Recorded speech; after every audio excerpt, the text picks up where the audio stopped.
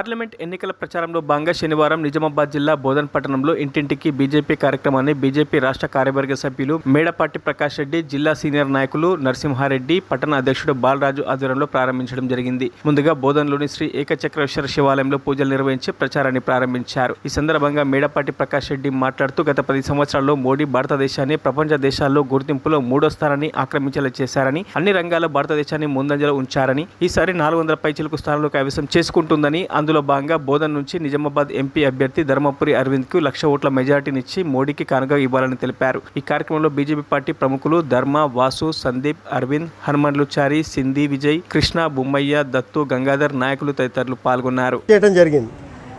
Bharatiya Janata party manifesto చూసినట్టయితే భారతదేశంలో ఉన్న 140 కోట్ల ప్రజలకు గాను 80 కోట్ల ప్రజలకి ఉచిత బియ్యం సరఫరా చేయడం జరుగుతుంది. ఇదే కంటిన్యూ చేస్తామని కూడా మన మేనిఫెస్టోలో చెప్పడం జరిగింది. అలాగే ఏదైతే మూతపడ్డ షుగర్ ఫ్యాక్టరీలు సుమారు 67 షుగర్ ఫ్యాక్టరీని ఈ రోజు వరకు ఓపెన్ చేయడం జరిగింది.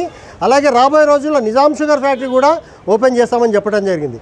ఇక కాంగ్రెస్ మేనిఫెస్టో తీసుకున్నట్లయితే ఏదైతే హిందువుల ప్రాపర్టీలు ఉన్నాయో వాటిని లెక్కగట్టి వారసత్వంగా తదనంతరం వీళ్ళ దగ్గర నుంచి తీసుకొని ముస్లింలకు ఇస్తామంటాం జరిగింది. ముస్లింలకి ఆస్తుల్ని పంచుతామని చెప్పడం జరిగింది.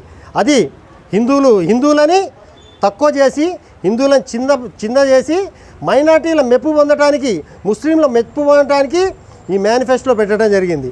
సిగ్గు లేకుండా ఈరోజు చెప్తున్నారు గుడిలో నుంచి వచ్చిన ఆదాయాన్ని తీసుకెళ్ళి మసీదులకి, చర్చిలకి ఇస్తామని. దాన్ని మనం అంగీకరిద్దామా? మీరే ఆలోచించండి.